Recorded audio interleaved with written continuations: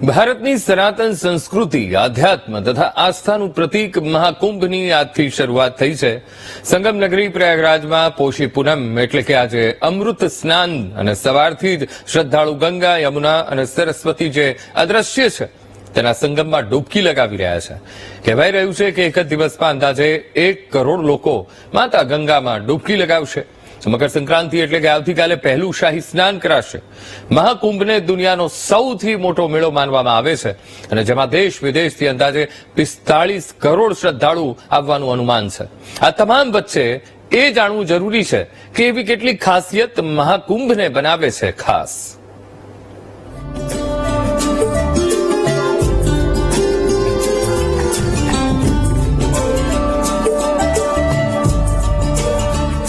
મહાકુંભમાં આવેલા તમામ અખાડા આજથી સંગમ તટે કલ્પવાસ કરશે. નિયમાનુસાર સૌથી પહેલા જૂના અખાડા શાહી સ્નાન કરશે. ત્યારબાદ એક એક કરીને તમામ અખાડા ત્રિવેણી સંગમમાં શાહી સ્નાન કરશે. મહાકુંભમાં દુનિયાભરના સાધુ સંતો ડૂબકી લગાવવા માટે આવે છે. આ ધાર્મિક આયોજનમાં વિશેષ મહત્વ છે, જેને અમૃત સ્નાન કહેવામાં આવે છે. એવું માનવામાં આવે છે કે શાહી સ્નાન દરમિયાન પવિત્ર નદીઓમાં ડૂબકી લગાવતા સર્વે પાપનું પ્રાયશ્ચિત થાય છે તથા પુણ્યની પ્રાપ્તિ થાય છે, જેનાથી આધ્યાત્મિકતાની નજીક જવામાં મદદ મળે છે. सभी लोग माँ गंगा में डुबकी लगा रहे हैं. माँ गंगा में डुबकी लगा करके अपने कल्याण के लिए प्रार्थना कर रहे हैं. आज विशेष स्नान के लिए सभी लोगों को ध्यान देना होगा कि आज पौष पूर्णिमा है, जो पितरों की पूर्णिमा है. पितरों के पितृ दोष से मुक्त पाने के लिए, अपने पितरों को मोक्ष देने के लिए, जो आपके बीच में नहीं है उनकी आत्म शांति के लिए प्रत्येक प्रकार के संकल्पों को लेकर के 27 बार सूर्य को अर्घ्य दे और सूर्य की उपासना करते हुए अपने जीवन का कल्याण करने के लिए माँ गंगा से प्रार्थना करें, भगवान शिव की उपासना करें. મહાકુંભ 2025 કેમ છે ખાસ?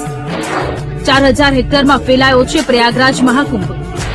25 હેક્ટરમાં વિભાજિત વિશાળ મેળો. મહાકુંભ વિસ્તારને ક્ષેત્રનો 74મો જિલ્લો જાહેર કરાયો.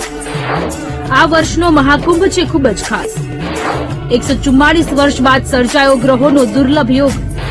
સૂર્ય, ચંદ્રમા, શનિ તથા બૃહસ્પતિની સ્થિતિ શુભ. સમુદ્ર મંથન સમયે આ યોગ બન્યો હોવાની વાયકા. મહાકુંભ માટે સંગમ તટ પર 41 ઘાટનું નિર્માણ. આ વખતના મહાકુંભમાં અંદાજે 45 કરોડ શ્રદ્ધાળુઓ આવવાની આશા છે. ન ફક્ત દેશ પરંતુ દુનિયાભરના શ્રદ્ધાળુ સંગમમાં ડૂબકી લગાવશે. મહાકુંભ મેળામાં સાધુ સંતો અને નાગા સાધુઓ અલગ અલગ રંગ તથા રૂપમાં જોવા મળી રહ્યા છે. કોઈ પેશવાઈમાં પોતાના અલગ કર્તવ્યથી અભિભૂત કરી રહ્યા છે, તો કોઈ પોતાના અલગ સંકલ્પો તથા હઠયોગના લીધે ચર્ચામાં છે. મહાકુંભની કેટલીક વિશેષ તિથિઓ વિશે જો વાત કરીએ તો મહાકુંભમાં કઈ તિથિ હોય છે ખાસ?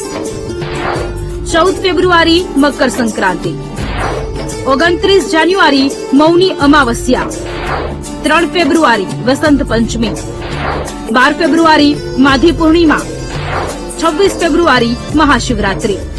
કલાગ્રામ મહાકુંભ મેળાના મુખ્ય આકર્ષણોમાંનું એક હોય છે, જેમાં વિભિન્ન સંસ્કૃતિના પ્રદર્શન થશે. જેમાં 4 ધામ, 12 જ્યોતિર્લિંગ પ્રતિકૃતિવાળા એક ભવ્ય પ્રવેશ દ્વાર, અનંત કુંભ પ્રદર્શની તથા દેશની વિવિધતાને પ્રદર્શિત કરવા 7 જેટલા પ્રાંગણ હશે. 230 થી વધુ શિલ્પકાર પોતાની પરંપરાગત કલાનું પ્રદર્શન કરશે.